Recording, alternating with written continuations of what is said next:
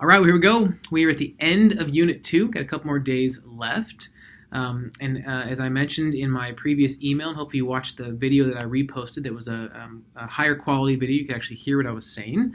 Hopefully you've kind of figured out just kind of the nuances of an online class. What are the ins and outs? When are things due? What's expected of you? And so forth. Again, as I mentioned, I'm intentionally kind of leaving each unit closed until it actually begins. So right now we're working on just Unit 1. So anything beyond Unit 1, don't worry about that right now. Okay, just consider what's in front of you to be the most important thing, and we'll spend time focused on that and that alone. Okay, so you have until the end of this unit, as I've mentioned previously, the end of this unit, which ends at midnight this upcoming Sunday. So you have the rest of today, Friday, Saturday, and all day Sunday to respond to all of the different prompts and questions that are asked of you. Okay, no need to engage in discussion with your classmates. But starting in Unit 2, you will. Now here's the breakdown. Okay, let me give you a breakdown of how this will work. Okay, and again, if you've read through the syllabus, which hopefully you've read through it multiple times, you get this. Okay, so let's use Unit 2 as a for instance. Okay, so Unit 2, we have some reading topics to cover. We're going to be looking at work in a global context. We'll be looking at cross-cultural perspectives in career development. I'm looking over to this side because that's where the other screen with the syllabus is on there. And this is going to run for 2 weeks, okay? So from September 9th, which is this upcoming Monday, through the 22nd of September, which is that, not the following Sunday, but 2 Sundays after, okay? So you have a full 2 weeks to focus on just Unit 2, okay? So we've got those topics to cover, and then in the midst of all of that, you have a couple things that are due, okay? You'll be reading through chapters 2 and 3 from Tang, okay, so our main textbook, chapters 2 and 3. You'll be finishing, if you haven't already, well-being in its entirety. In fact, I just did a presentation for our incoming new students here at, well, at least a number of them. We had about 100 and some odd students show up to the event, about 100 students show up. And I spoke about the importance of overall well-being. And I was going through the content again to kind of put the presentation together and finalize things. I was just reminded about just how vital and how important it is to have this discussion and to encourage folks to consider their level of overall well-being. So as you finish the assessment, and again, you may not have turned it in yet, that's perfectly okay because it's not due until the end of this unit, again, Sunday at midnight, you're then finishing the book. And what I'd ask you to do is not to read the book until after you had taken the assessment so that you don't kind of taint, if you will, the results. You don't kind of have this informed mindset so where you're answering the questions based upon what you know about the content. So at the end of Unit 2, you then have the well-being response to be submitted. Okay, so finish the book. I actually was rereading it, just looking through it the other night, and it's got a lot of content. You don't have to read everything in there. There's a lot of references and footnotes and a lot of the content as far as how they created the survey and so forth. That's helpful information, but really just kind of get into the bulk of it. So what do these things mean? What are their definitions? Why are they important? And then how do we help to improve them? And as you know, when it comes to your well-being, you can actually make strides. The thing that I love about this content is that these are areas, these are elements of well-being which we can actually do something about, okay? They're more practical, they're tangible, they're things that we can make efforts to behavior or to modify as they relate to our behavior, okay? So finish the book in addition to reading Chang chapters 2 and 3, and then you'll read part 1 as assigned in Schwen and Bass part 1, okay? So if you look into the syllabus, you will see at the very end in our appendix, okay, appendix A, if you haven't already seen this, which I'm sure you have, but if you haven't, you will notice that Part 1 vocabularies, which we'll be reading this upcoming unit, is going to be the topics to be read, solitude of self, making the match, career choice, and vocation as grace. And then there's an optional fourth section in that Part 1 titled The Place of Responsibility. Okay, you don't have to read, please hear me, everything in Part 1. You have to read only what's assigned, and that's in Appendix A. Okay, so if you go to the end of the syllabus, Appendix A is going to have every single unit's required reading out of the Schwen Bass text. Okay.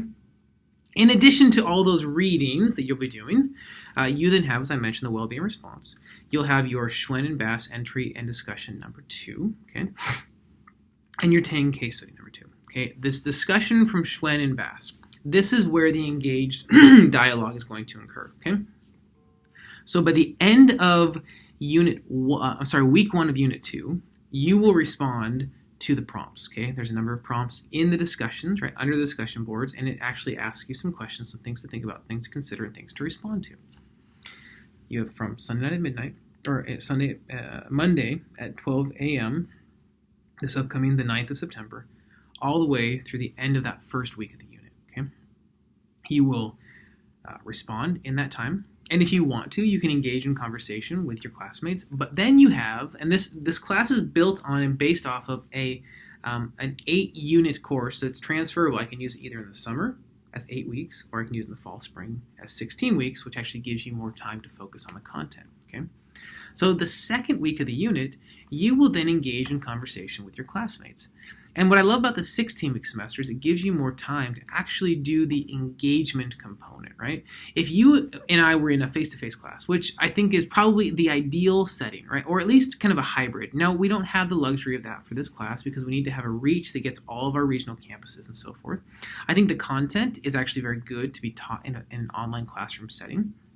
But if we were in a face-to-face classroom, and I think I've mentioned portions of this, and I ask a question, okay? So I'm very Socratic in my style of interaction and teaching when it comes to a live classroom. I ask a question, you would respond. And maybe I would say something like, well, so-and-so said this, what do y'all think? And then you would engage in conversation, and it would be a back and forth, there'd be banter back and forth, and there'd be actual conversation that would take place, right? In a really engaged class that I'm sure have been a part of, where there's lots of discussion, it's just that. It's lots of discussion, right? It's peer-to-peer learning. It's experiential. It's actually hearing from the person next to you and then using that to then inform how you think about certain things. As much as we can, and I know we can't do it exactly, but as much as we can, my goal, my desire, my hope is, the way that this course in the online classroom has been designed, is that you will then, as much as you can, emulate, right? So let's try and replicate that engagement, that engaged discussion and the back and forth by way of typing our responses rather than speaking them, okay? So if you write something, which you all have to by Sunday, the end of the first week of the unit, and then somebody else writes something, don't write, hey, really great point, love what you had to say, period. I mean, you can do that, but ask some follow-up questions, right? Dig into the discussion. I really like what you said here. I wonder if you might be willing to elaborate a little bit on fill in the blank. I think I know where you're going with that, but I'm not exactly sure, and I'd like to kind of connect the dots. What do you think about that? Could you fill some more information in? I think I need to think about what you have just said, as it may actually help to inform how I think about this. Okay, so this is an actual engaged discussion, right? And so you can see the points that are attached to that, your response, and then your 2 engaged discussions with the rest of the people that have actually written to you in your discussions. Now, what doesn't count, so let's say I write something in my initial post, someone responds, my response to that person in my initial post does not count as one of my 2 responses to my other classmates. I have to go to their posts, right? So there's, I think, 10 of us in the class, so you're going to go to 2 of those other 10, if not more. It's totally up to you, but if you want to do more, you're more than welcome to, but you only have to do 2, and engage. And then when they respond, write back to them. And you think, well, that's a lot of work. Well, yeah, this is supposed to be a lot of work. This is a 3 hours worth of online class in the whole, right, every single week. Okay, it's the same idea if we were in a face-to-face, we'd be in class 3 hours. When you think about the summer semester, it's 6 hours every week. So what you're doing on a weekly basis, double that times 2. We just have the luxury of getting to split it out over the course of 2 weeks in this course as it is. Okay, so I hope that's clear, hope that makes sense. That's really what I'm looking for. Okay, that's going to be really important when it comes to your overall final discussion grade, right? Because you're going to get points based upon your actual engaged discussion with your classmates. And then you have case studies, okay? And we have a number of case studies and we have a number of exercises. Then you can see when they're due. Look very clearly in the syllabus. When are they due in the unit itself, okay? The difference here is the case study is actually kind of a vignette. Let's play career counselor, whereas the exercise is something that's going to actually be more personal, more kind of close to home for you and how you think about things. And I like to do this because when I think about career development and I think about how you're going to potentially use this content, what we're looking at is not just, and I've mentioned this before, but I want to reiterate, how can you help other people? But I want us to consider, how is this helpful for me? And I think if we're able to consider those questions, how it's helpful for me, right, we can then, I think, better serve those with whom we're working. So if I understand me better, if I know what I need better, right, if I know how I operate, if I can lead myself, this idea of self-mastery, then I will be a better leader, a better counselor, a better coach. I will be able to better serve my clients.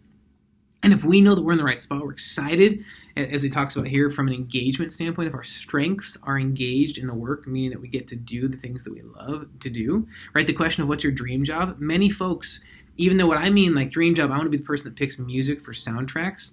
A lot of folks will talk about my dream job, especially in a class like this. I'm getting a degree in marriage and family therapy. My dream job is to be a marriage and family therapist. That's what I want to do. That's why I'm in this program. Not everybody's like that, though.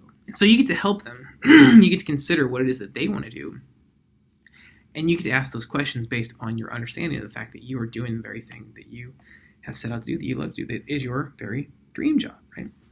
So these are really important on the exercise side and on the case study side. Practice and then think very personally about what this content means to you. And you'll do that every single week, okay? In the next couple of weeks, we'll start into LipTAC 3-2-1s, and I'll talk more about that when it comes up. But basically, I want you to be thinking, what are my 3 takeaways? What are 2 questions I have?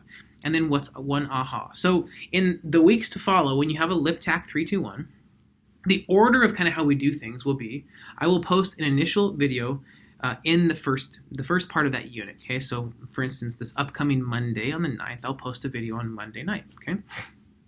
Post the video, kind of share where we're headed, rear view mirror, kind of where have we been.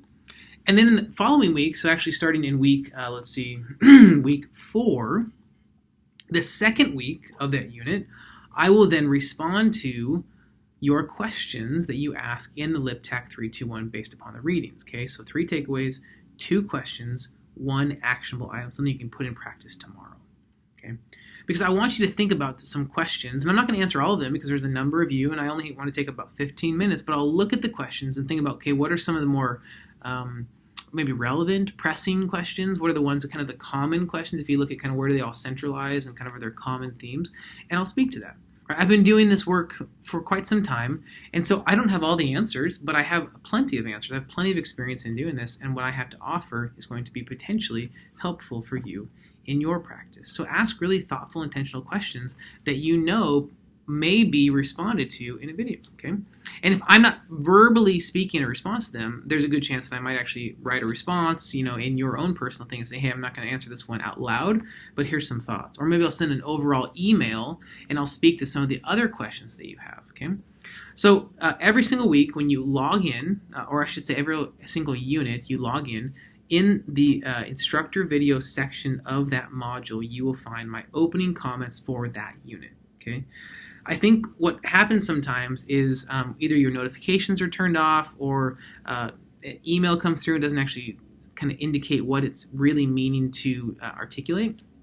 Sometimes I found that my second videos of the unit, if I only do 2, sometimes if I do 3, the second and third videos, they get missed by students. And everything I put in these videos, the content's going to be super important to help you think about where we're headed, what we're doing, and what it is that I expect of you as your instructor. Okay, so I think what I'll do is the first week of every unit I will post to the instructor video section in that specific module, and then in an email, separate email, I will send the video out via Canvas through the messaging center there, and you'll have the video in there, but I'll also upload it to the instructor video section of each of those relevant modules. Okay, so ultimately I just want you to get everything that you need to get out of this class. I want you to hear from me. I want to be very thoughtful, very intentional in what it is that I share. I want you to feel like you know what's expected of you. You feel like you're supported. You feel like I'm hearing your questions. I think a number of you sent emails, and I spoke to those questions kind of broadly because they were helpful questions for the entirety of the class. Or if you had issues with downloading, your well-being results, I said just take a snapshot. So all of those things, communication is huge, and hopefully I was able to answer your questions, if not directly, in a larger group setting. You saw the video or the emails and so forth. But if there's something more that you need from me, by all means, just let me know. I'm more than happy to respond, to help, to support whatever it is that I can do to make this really a worthwhile learning experience and to be as helpful as possible. Please know that's my aim, that's my desire, that's my goal, and that's what I'm here to do. All right, so have a great weekend. I look forward to seeing how things shape up for the last part of this first unit, and we'll see you online here in Unit 2.